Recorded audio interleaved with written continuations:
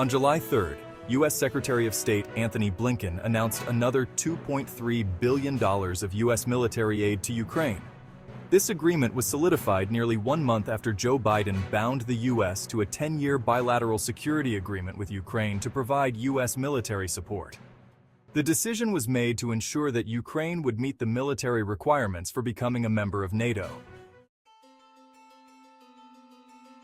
U.S. financial support to Ukraine continues despite many red flags, which include Zelensky's questionable role as the Ukrainian president mentioned in the Uncensored beat, potential violations of the U.S. Foreign Aid Act of 1961 as reported in the Uncensored beat, potential violations of the Freedom for Russia and Emerging Eurasian Democracies and Open Markets Support Act of 1992 mentioned in the Uncensored beat, ongoing dispute that Ukraine's entry into NATO would violate the original pact between the US, NATO, and Russia in 1989, and growing number of Americans who believe funding of Ukraine is excessive.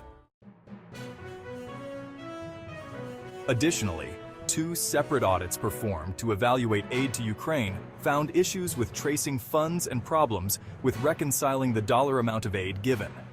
A recent audit published in March 2024 by the U.S. General Accounting Office indicated that a majority of the $33.8 billion in aid sent to Ukraine, which was funneled from the U.S. state and USAID departments, could not be tracked. The audit reviewed funds sent to Ukraine since the start of the Russian conflict in 2022 up to the end of 2023.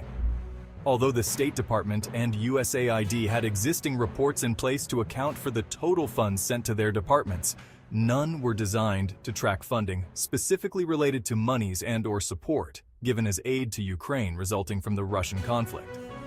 The report goes on to state that obligations, disbursement, and status of funds in question could not be traced. The GAO review only evaluated 33.8% of the total aid sent to Ukraine as of December 2023. The remaining 66.2% of aid, which was estimated by the GAO report to be about $77.1 billion, consisted of aid dispersed by the U.S. Department of Defense and portions of the U.S. State Department that were aligned with Ukraine's security, such as the Ukraine Security Assistance Initiative. These funds were reviewed in a separate but recent audit published on June 11, 2024, by the U.S. Office of Management and Budget, just 2 days prior to the 10-year foreign aid agreement that Biden secured with Ukraine. In that audit, the OMB found an initial $6.2 billion overstatement of U.S. military equipment, referred to as drawdowns, sent to Ukraine.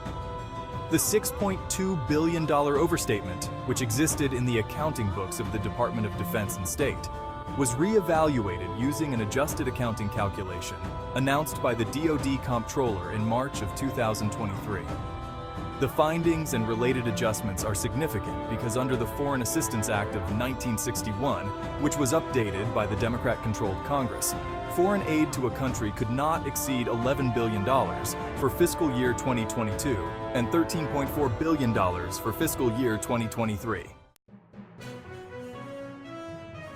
A deeper dive into the proposed calculation adjustments set forth by the DoD Comptroller in March 2023 shows a change to the accounting practices.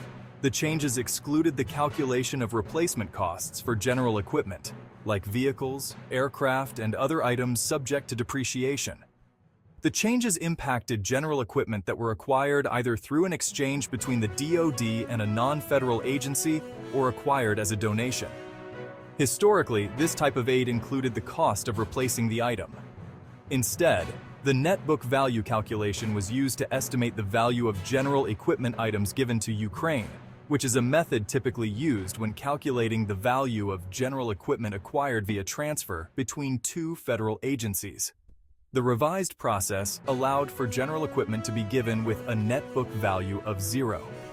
Replacement costs were also removed from operational materials and supplies, like spare parts, ammunition, and other defense items not subject to depreciation, that were provided as aid. This change was also different from how the DoD typically calculated the value of operational materials and supplies inventory. Together, these changes helped to reduce the total value of all DoD and state security aid sent to Ukraine, allowing for an even greater number of munitions and weaponry to be sent, without considering costs to replenish or replace the items. The tables referenced in the article are excerpts from the audit report. The values in the revised general equipment value column reflect how the removal of replacement costs impacted the value of the military and security aid to Ukraine. Why were these changes made? The memorandum from the DoD Comptroller, which announced the accounting changes, provided no reason as to why replacement costs would not be considered, even when the drawdown equipment was not derived from excess military inventory or stock. Nor was there any explanation as to why this change was being done specifically for aid issued under the Presidential Drawdown Authority, which allows for U.S. military support and equipment to be given to another country because of a crisis. Although federal agencies are granted the ability to allocate funds based on their own discretion, their practices cannot be unlawful. These proposed accounting changes were signed off by the U.S. Inspector General. Yet, the audit report included a comment from independent auditors, which stated the auditors could not conclude that the DoD presented the financial statements fairly and in accordance with generally accepted accounting principles. The unusualness of the Presidential Drawdown Authority support for the Russia-Ukraine conflict was noted in the audit. The DoD's management, tracking, and reporting processes and procedures for Presidential Drawdown Authority were not built to sustain a large-scale, extended war effort using Presidential Drawdown Authority to support an ally against a significant military power. According to the State Department, the Secretary of State, Anthony Blinken, initiated a drawdown of military equipment for Ukraine a total of 44 times. Both comments hint at excessive efforts to provide aid to Ukraine. The findings of the OMB audit that refer to methods to massage values imply a coordinated effort to minimize the perception of excessive support. Despite both the GAO and OMB audits identifying major issues related to aid to Ukraine, the Biden administration continues to increase support by now graduating support from Presidential Drawdown Authority to a bilateral security agreement, which can potentially continue beyond his presidency. Not all issues with the audits have been addressed with a resolution. Yet, Biden and Blinken, with the support of Congress, have allegedly overburdened the taxation of U.S. citizens. Without their knowledge, potentially through creative accounting methods and claims of reporting deficiencies. The question is, how long will the American public allow their dollars to be used without safeguards that ensure spending limits are not exceeded and excessive material decreases to our military do not happen? Upcoming Smoke and Mirrors, Tracing United States Funds to Ukraine Part 2. How are funds used?